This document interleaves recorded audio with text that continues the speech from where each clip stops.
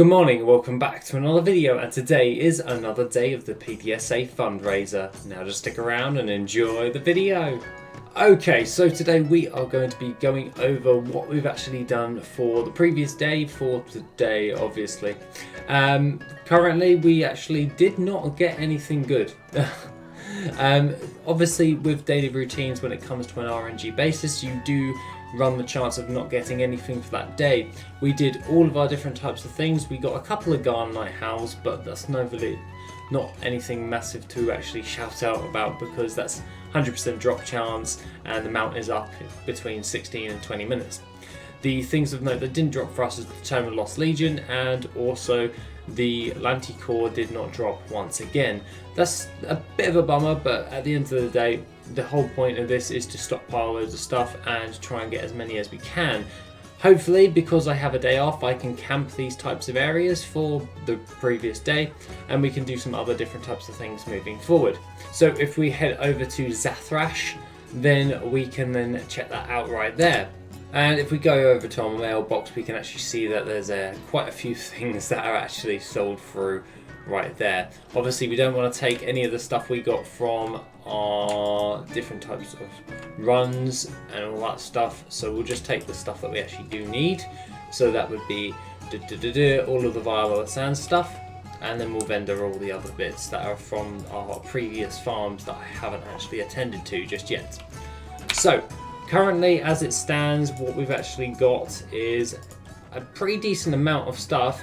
The things of note are obviously volatile air. We've basically stockpiled a load of our stuff for the Vial of the Sands mount. So what we actually do need, however, now is if we go into gathering and we go to the different types of ones that we actually need, what we need to do now is we just need to craft up our deepstone oils. So that's something we can do right there while we're actually talking. That would actually be kind of handy.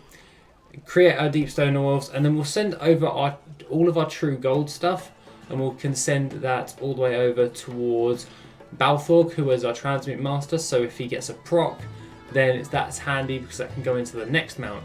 Obviously I will get procs with all of these, as my dude is elixir master. Deepstone oil, you get a proc anyway, it's a 1 in 2, so yeah, it's about 50% extra if you want to do the actual mathematics for it. But basically what we're actually doing is we're utilising our elixir master to increase the amount of flasks that we're actually getting, and then we're using our transmute master to create our true gold in order to make up all of that. So that's what we're doing right there. I do need to send over my Pyrium ore or Pyrite ore to make our Pyrium bars, and then when we actually do that, I can then transmute all of that stuff over, and then we can craft our true gold for the day. So that's basically what we're doing. We're just going to be doing a bit more reinvestments. I kind of ran out of time for the day, and we've now got 64 of those deepstone oils apparently, but we've still got quite a few more albino cavefish, so we'll probably craft the rest of those just for synchronicity's sake. So what we're going to need to do is we will definitely send over all of the relevant stuff towards their different respective characters.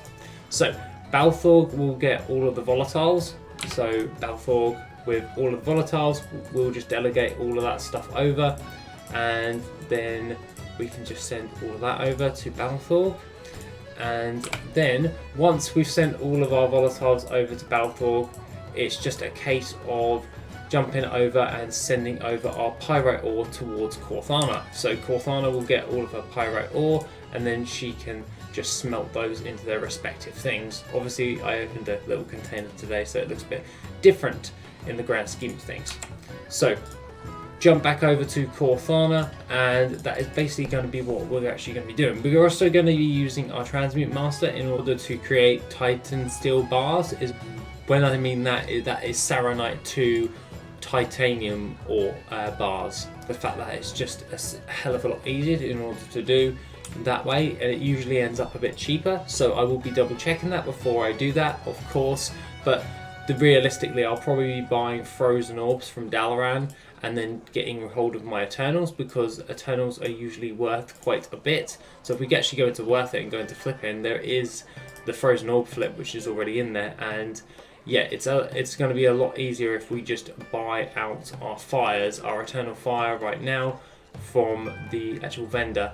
Eternal Shadow will probably most likely be the same, as it's not showing up in this, but we'll actually do that. And then Eternal Earth will be exactly the same as well, but we'll be buying that one from the auction house, as Eternal Earth will be a hell of a lot cheaper. So we're just going to finish up our mount production.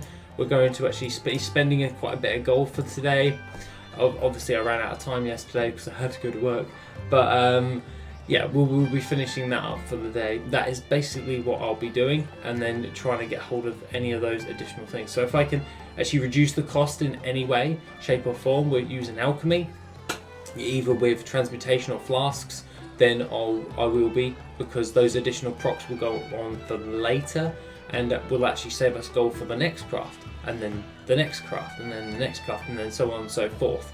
And that really does add up when you actually take advantage of your transmutation and elixir master when it comes to all of that.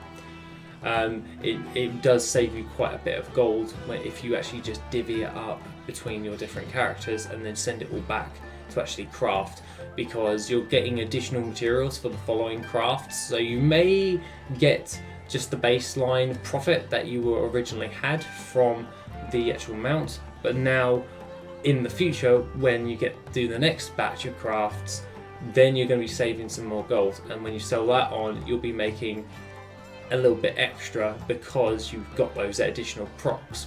So that's something to actually take into account when you're taking advantage of your transmutation and your elixir master, especially when it comes towards like panther mounts. Panther mounts can be actually done really well when it comes towards transmutations, and that's by getting a hold of Golden Lotus and Sunstone.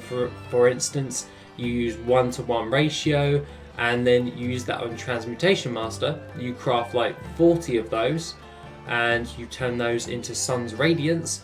Then you can end up with like 45. So the next 5 can go into your next craft, and then you can take that off of the initial cost, which is really handy in reducing the cost overall. And then in the long run, you're going to win with those actual transmutations. That is something that I really do recommend people do, is just utilize an alchemist, even if you don't even want to use them for just like current content stuff. I recommend you do, but yeah, transmutation and elixir master is definitely something that you should really be using if you're doing like crafted mounts and you're just utilizing transmutes and flask production when it comes to all that, because you get the procs and it's really handy. However, there is a note that you do need to know: will only work for flasks and transmutations from mop down. So anything from vanilla to mop, you can get the procs. Anything above that, i.e. Shadowlands, Legion, WoD, it's not going to work for you. But that's not a real big issue, because a lot of the things such as like living steel, you can get those transmutations and you can take advantage of those proc rates.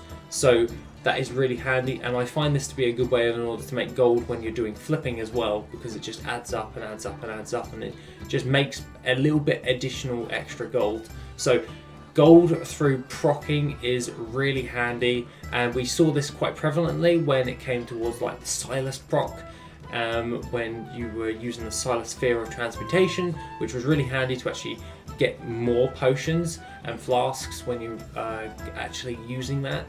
It's a case of going back to your old school stuff, because those ones are static. You don't have to wait for a chance on that. The proc is there as long as you do those transmutations, and then you'll get those procs coming in all the time and don't have to wait for an hour cooldown for all that. So that being the case, that's really what I wanted to cover for today. So let's get into the gold for the day, which is a healthy 71,995 gold. Things of note are Potion of Divine Awakening, 43 of those for 2,452 gold. The Mark of the Sentinel, 1,188 gold. Potion of Spectral Intellect, 44 of those for 8,237 gold. We sold some more glove enchants. We sold a Sapphire Panther for 29,970 gold. Potion of Spectral Intellect, 59 of those for 11,185 gold.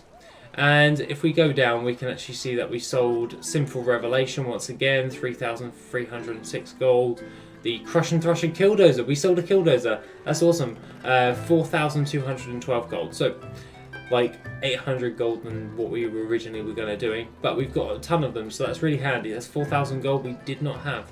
And then Simple Revelation once again. So if we pull in that 71,995 gold, we can actually pull that back in, and that is basically how much I spent on all of my mats so far. So that's really, really handy for all of that jazz. So I'm kind of happy with all of that.